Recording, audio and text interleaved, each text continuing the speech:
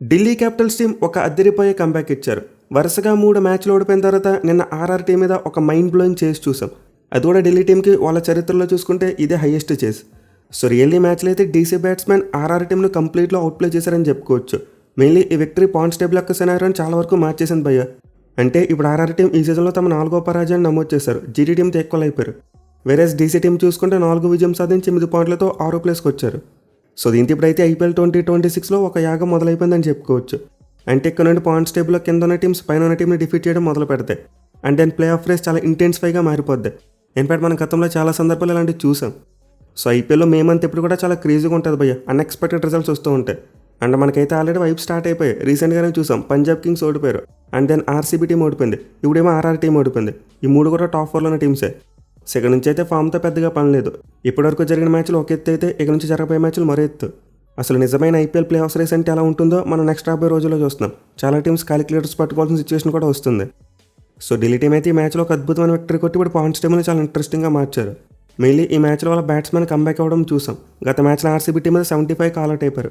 కానీ ఈ మ్యాచ్లో మాత్రం 226 పరుగుల టార్గెట్ను కేవలం 3 వికెట్లు మాత్రమే కోల్పోయి చేశారు. అది కూడా 19.1 ఓవర్స్లో. సో ఢిల్లీ బ్యాట్స్మెన్ నుంచి ఇది క్లినికల్ పెర్ఫార్మెన్స్ అని చెప్పుకోవాలి. అందరూ కూడా చాలా మంచిగా బ్యాటింగ్ చేశారు.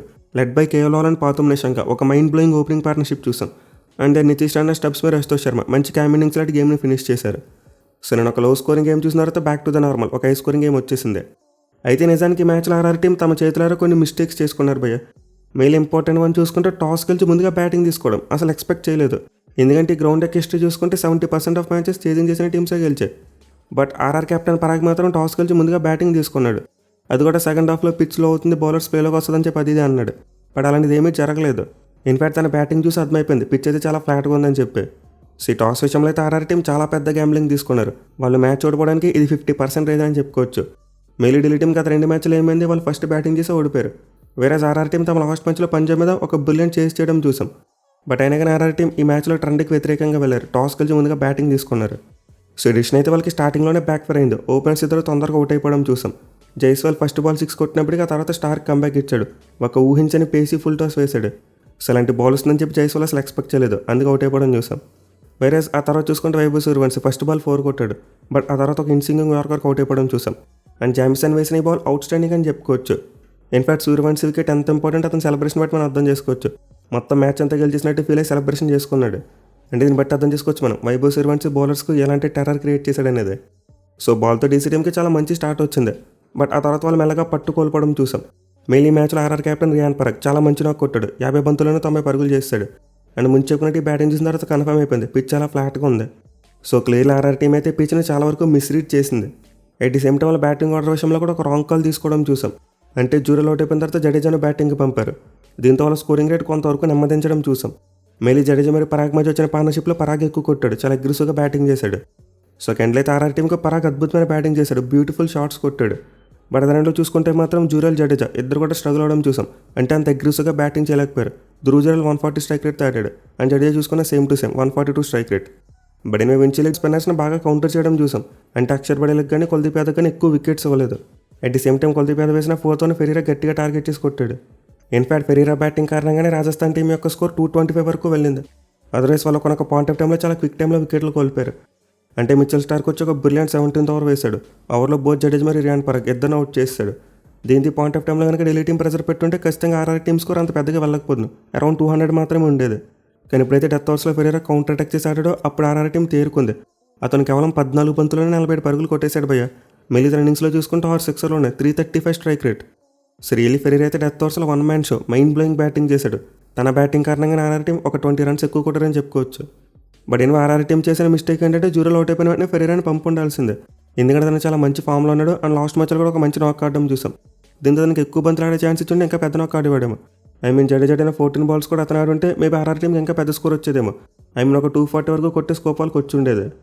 సో టాస్ గెలిచి ముందుగా బ్యాటింగ్ తీసుకోవడం, అలాగే బ్యాటింగ్ ఆర్డర్లో చూసుకుంటే ఫెరీరాని లేట్గా పంపడం, ఈ 2 ఆర్ఆర్ టీం చేసిన మిస్టేక్స్. అదర్వైజ్ ఈ మ్యాచ్లో వాళ్ళ బ్యాటింగ్ అయితే చాలా పాజిటివ్గా ఉంది. మెయిన్ వాళ్ళ కెప్టెన్ రియాన్ పరాగ్ ఫామ్లోకి వచ్చాడు. ఒక మైండ్ బ్లోయింగ్ నాక్ కొట్టాడు. వేరే ఢిల్లీ యొక్క బౌలింగ్ విషయానికి వస్తే స్టార్క్ యొక్క ఏంటి అదిరిపోయిందని చెప్పుకోవచ్చు. 4 ఓవర్స్కి 40 రన్స్ ఇచ్చినప్పటికీ 3 వికెట్లు తీశాడు. అది కూడా ఇంపార్టెంట్ టైంలో 17th ఓవర్ చూసాం. చాలా అద్భుతంగా వేశాడు. అలాగే పాపులర్లో చూసుకున్న క్రూషియల్ జైస్వాల్ వికెట్ తీసుకున్నాడు. సో మొత్తం స్టార్క్ ఎంట్రీ అయితే డీసీ టీంకు ఆ వికెట్ టేకింగ్ ఎబిలిటీని ఎక్కువ చేసింది. మెయిన్ మ్యాచ్లో స్టార్క్ ఒక్కడే 3 వికెట్లు తీస్తే మిగతా బౌలర్స్ అందరూ కలిసి 3 వికెట్లు తీశారు. అది కూడా ఆల్మోస్ట్ ప్రతి బౌలర్ ఎకానమీ 10 కంటే ఎక్కువ ఉంది. కేవలం అక్షర్ పటేల్ మాత్రం బిలో 40 ఇచ్చాడు. సో కేఎల్ జామిసన్ చూసుకుంటే అగైన్ ఎక్స్పెన్సివ్, 1 వికెట్ తీసినప్పటికీ 48 ఇచ్చాడు. వేరే కుల్దీప్ చూసుకుంటే ఫస్ట్ 3 ఓవర్స్ చాలా మంచిగా వేశాడు, బట్ 4th ఓవర్లో ఎక్కువ రన్స్ పోవడం చూసాం. దీంతో ఓవరాల్గా అతని ఫిగర్స్ ఎక్స్పెన్సివ్గా మారిపోయాయి. 4 ఓవర్స్కి 41 రన్స్. అండ్ టీ నటరాజన్ చూసుకుని అతను కూడా చాలా పూర్ బౌలింగ్ వేయడం చూసాం. 4 ఓవర్స్కి 54 రన్స్ ఇచ్చేశాడు 1 వికెట్ తీసినప్పటికీ.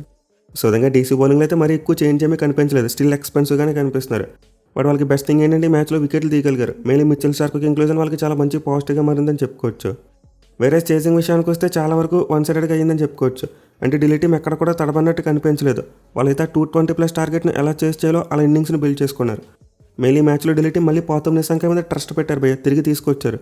ఎందుకంటే వాళ్ళ కాంబినేషన్లో మార్పులు చూసుకుంటే మిల్లర్ని పక్కన పెట్టేశారు. 2 ఫారెన్ పేస్ బౌలర్స్ ఆడించడం కోసం మిల్లర్ని పక్కన పెట్టి అశుతోష్ శర్మని తీసుకొచ్చారు. సో ఇదైతే చాలా అంటే చాలా డేంజరస్ మూవ్. ఎందుకంటే డీసీ టీం యొక్క టాప్ ఆర్డర్ కొలాప్స్ అయితే వాళ్ళకి మిడిల్ ఆర్డర్లో మిల్లర్ అవసరం చాలా ఉంటుంది. అతని ఎక్స్పీరియన్స్ చాలా ఇంపార్టెంట్. బట్ ఈ మ్యాచ్లో అయితే ఢిల్లీ టీం నిశాంక మీద ట్రస్ట్ పెట్టారు. మళ్ళీ అతనికి ఒక ఆపర్చునిటీ ఇచ్చారు. అండ్ అతను దాన్ని 2 చేతులతో గ్రాప్ చేసుకున్నాడని చెప్పుకోవచ్చు. నిజంగా ఒక అవుట్ స్టాండింగ్ నాక్ కొట్టాడు. మెయిన్లీ పాపులర్ కేఎల్లోనూ డామినేట్ చేయడం చూసాం. అసలు జాఫ్రా చన్ కానీ నాండ్రే పర్గన్ కానీ చాలా తెలివిగా కొట్టాడు. 87 6 ఓవర్లో బ్రిజేష్ శర్మను కూడా కౌంటర్ అటాక్ చేయడం చూసాం. అసలు మొత్తం పాతం నిశాంక పాపులర్ని 50 కంప్లీట్ చేస్తాడు. దీంతో డీసీ టీంకి చాలా మంచి స్కోర్ వచ్చేసింది. అయిన వాళ్ళు ఎక్కడ కూడా రికార్డ్ అనేది వెనకబడినట్టు కనిపించలేదు. ఆల్మోస్ట్ ప్రతి వాళ్ళు కూడా 11 కంటే ఎక్కువ రన్స్ కొడుతూ వెళ్ళిపోయారు. సో ఫస్ట్ వికెట్కి నిశాంక మరియు రాహుల్ ఇద్దరు కలిసి 110 పరుగుల పార్ట్నర్షిప్ యాడ్ చేశారు. అది కూడా కేవలం 9.3 ఓవర్స్లోనే. అయితే 3 ఓవర్స్లో జడేజా వచ్చి నిశాంకను అవుట్ చేశాడు. అండ్ దాని రాహుల్ ఎక్సెల్ అవ్వడం చూసాం. అంటే పవర్ ప్లేలో రాహుల్ చాలా వరకు సైలెంట్గా ఆడాడు. కొన్ని అద్భుతమైన షాట్స్ కొట్టాడు, బట్ ఎక్కువ స్ట్రైక్ రాలేదు అతనికి. వేరే మిడిల్ ఓవర్స్లో చూసుకుంటే మాత్రం నిశాంక్ ఇచ్చిన మూమెంటంని క్యారీ చేయడం చూసాం. నిజంగా రాజస్థాన్ టీం పెట్టిన ఫీల్డ్ ప్లేస్మెంట్ని చాలా బాగా మ్యానిపులేట్ చేశాడు. ఆ గ్యాప్స్ని ఫైండ్ చేయడం చూసాం. ఎట్ ది సేమ్ టైం స్పిన్నర్స్ని కౌంటర్ అటాక్ చేయడం కూడా చూసాం. ఇది చాలా ఇంపార్టెంట్.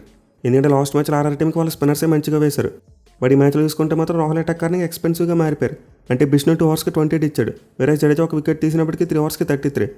ఇన్ఫాక్ట్ రాజస్థాన్ టీం ఇక్కడ కూడా గ్యాంబ్లింగ్ తీసుకున్నారు. లాస్ట్ మ్యాచ్లో వాళ్ళకి యశ్రాజ్ పుంజ్ అద్భుతంగా బౌలింగ్ చేశాడు. బట్ ఈ మ్యాచ్లో వాళ్ళు అతను కూర్చోబెట్టి మళ్ళీ బిష్ణుని తీసుకొచ్చారు. At the same time impact player విషయంలో కూడా కొంచెం తెలివి ప్రదర్శించారు. అంటే ఒకవేళ బ్యాటింగ్ కొలాప్స్ అయితే మాత్రమే షానకాన్ యూస్ చేసుకుందామని చెప్పి అతను ఇంపాక్ట్ ప్లేయర్గా పెట్టారు. డైరెక్ట్గా ప్లేయింగ్ లైన్లోకి తీసుకురాలేదు. దీంతో ఫస్ట్ హాఫ్ అయిపోయిన తర్వాత ఎక్స్ట్రా బౌలర్ని తీసుకొచ్చి ఆపర్చునిటీ ఆర్ఆర్ టీంకి దొరికింది. కానీ వాళ్ళు మిల్లేలంటే ఒక ఫారెన్ పేసర్ కోసం కాకుండా తుషార్ దేశపాండే కోసం వెళ్ళారు. అసలు ఆర్ఆర్ టీం యొక్క టాక్టిక్స్ చూసుకుంటే ఈ మ్యాచ్లో ఓవర్ ఎక్స్పెరిమెంట్లుగా అనిపించింది. అంటే ఎక్స్పెరిమెంట్స్ మీరు చేయొచ్చు, బట్ మరి అతిగా చేయకూడదు కదా. లాస్ట్ మ్యాచ్లో మంచిగా ఇచ్చిన యశ్రాజ్ పుంజాని కూర్చోబెట్టేశారు. At the same time toss గెలిస్తేనేమో ముందు బ్యాటింగ్ తీసుకుంటారు. వేరే మధ్యలో చూసుకుంటే ఫెరీరా కంటే ముందు జడేజాని బ్యాటింగ్ పంపుతారు. అసలు ఈ మ్యాచ్లో రాజస్థాన్ టీం చేసిన ప్రతి ఎక్స్పెరిమెంట్ కూడా బ్యాక్ ఫైర్ అయిందని చెప్పుకోవచ్చు. ఈవెన్ తుషార్ దేశపాండే కాస్త బెటర్గానే బౌలింగ్ చేసినప్పటికీ ఇది కూడా బ్యాక్ ఫైర్ అయిందని చెప్పుకోవాలి మనం. సో లాస్ట్ మ్యాచ్లో పంజాబ్ టీం ఓడించామని అతి విశ్వాసమో లేకపోతే ఢిల్లీ టీం ఫామ్లో లేదని చెప్పి చిన్న చూపు ఏంటో తెలియదు. కానీ ఈ మ్యాచ్లో అయితే ఆర్ఆర్ టీం చాలా ఓవర్ ఎక్స్పెరిమెంట్స్ చేశారు. ఎనీవే ఢిల్లీ టీం అయితే చేజింగ్లో పెద్దగా తడబడింది ఏమీ లేదు. నిశాంక్ అవుట్ అయిపోయిన తర్వాత రాణా వచ్చి ఒక మంచి ఇన్నింగ్స్ ఆడడం చూసాం. 17 బాల్స్కి 33 రన్స్ కొట్టేశాడు. సో క్లియర్లీ ఢిల్లీ టీం చేజ్లో ఎక్కడ కూడా మొమెంటం కోల్పోలేదు భయ్య. మళ్ళీ రాహుల్ ఆడిన ఇన్నింగ్స్ అయితే ఒక ఎపిక్ అని చెప్పుకోవచ్చు. ఆ 150 కొట్టినప్పుడు ఎంత కాన్ఫిడెంట్గా బ్యాటింగ్ చేశాడో ఈ మ్యాచ్లో కూడా సేమ్ టు సేమ్ చాలా అద్భుతమైన షాట్స్ కొట్టాడు. ఎందుకంటే నేనైతే చివరి వరకు ఉండి మరో సెంచరీతో గేమ్ ఫినిష్ చేస్తాడేమో అనుకున్నా. బట్ అన్లైక్లీ జాఫ్రా చర్ బౌలింగ్లో అవుట్ అయిపోయాడు. అయితే ఈ మ్యాచ్లో ఖచ్చితంగా టాప్ ఆర్డర్ పెర్ఫార్మెన్స్ చూసాక ఢిల్లీ టీంకి చాలా రిలీఫ్ వస్తుంది. ఎందుకంటే గత మ్యాచ్ల వరకు చూసుకుంటే ఎవరిద్దరు బాగా కొట్టేవారు, ఒకరు ఫెయిల్ అయిపోయారు. బట్ ఈ మ్యాచ్లో మాత్రం ముగ్గురు కూడా దంచేశారు. ఇన్ఫాక్ట్ టాప్ ఆర్డర్ ముగ్గురు స్ట్రైక్ రేట్ కూడా 185 కంటే ఎక్కువ ఉంది. సో ఇన్ బట్ అర్థం చేసుకోవచ్చు ఆ క్లాసికల్ విధ్వంసం ఏ రేంజ్లో జరిగిందని చెప్పి. వేరే చివరిలో చూసుకుంటే క్విక్ టైంలో రాహుల్ మరి నితీష్ రాణా అవుట్ అయిపోయారు. అది కూడా కేవలం 5 బంతుల వ్యవధిలో. కానీ ఇలాంటి టైంలో అశుతోష్ మరియు స్టబ్స్ ఇద్దరు కూడా గేమ్లో చాలా మంచిగా ఫినిష్ చేయడం చూసాం. మళ్ళీ ఢిల్లీ టీం అశుతోష్ శర్మని ముందు పంపి చాలా మంచి పని చేశారు భయ్య. గత మ్యాచ్ల వరకు చూసుకుంటే అతనికి సరిగ్గా బ్యాటింగ్ చేసే ఆపర్చునిటీ వచ్చేది కదా. ఇన్ఫాక్ట్ అసలు అతను మనకి ఎక్కువ మ్యాచ్లో ప్లేయింగ్ లైన్లోనే కనిపించలేదు. బట్ ఈ మ్యాచ్లో మాత్రం అతను ఆడించారు. అండ్ సమీర్ రిజ్వీ కంటే ఎర్లీగా బ్యాటింగ్ పంపారు. దీనివల్ల అశుతోష్ కాస్త ఫ్రీగా బ్యాటింగ్ చేయడం చూసాం. అంటే కొంచెం ఎక్కువ రిస్క్ తీసుకుని చీకీ షాట్స్ ఆడడం చూసాం. అయితే అతను లేట్గా పంపుంటే నా వెనకాల బ్యాట్స్మెన్ లేరని చెప్పి ఒక భయం ఉంటుంది. బట్ అతను ఎప్పుడైతే ఎర్లీగా బ్యాటింగ్ పంపారో చాలా ఫ్రీ మైండ్తో బ్యాటింగ్ చేశాడు. అశుతోష్ అయితే 15 బాల్స్కి 25 రన్స్ కొట్టి గేమ్ని ఫినిష్ చేశాడు. వేరే స్టెప్స్ చూసుకుంటే కానీ కామ్గా తన పని తాను గానించుకున్నాడు. 11 బాల్స్కి 18 రన్స్ కొట్టాడు. సో విధంగా ఢిల్లీ టీం యొక్క చేజింగ్లో మనకి ఎక్కడ కూడా హికప్స్ కనిపించలేదు. చాలా సింపుల్గా కొట్టుపడేశారు. వేరే రాజస్థాన్ బౌలింగ్ విషయానికి వస్తే ముందు చెప్పినట్టు ఆల్మోస్ట్ అందరూ కూడా ఎక్స్పెన్సివ్, ఎవరు కూడా పెద్దగా ఇంపాక్ట్ చూపించలేకపోయారు. మళ్ళీ పంజాబ్తో మ్యాచ్లు మిడిల్ ఓవర్స్లో స్పిన్నర్స్ బాగా కంట్రోల్ చేశారు. బట్ ఈ మ్యాచ్లో అది జరగలేదు.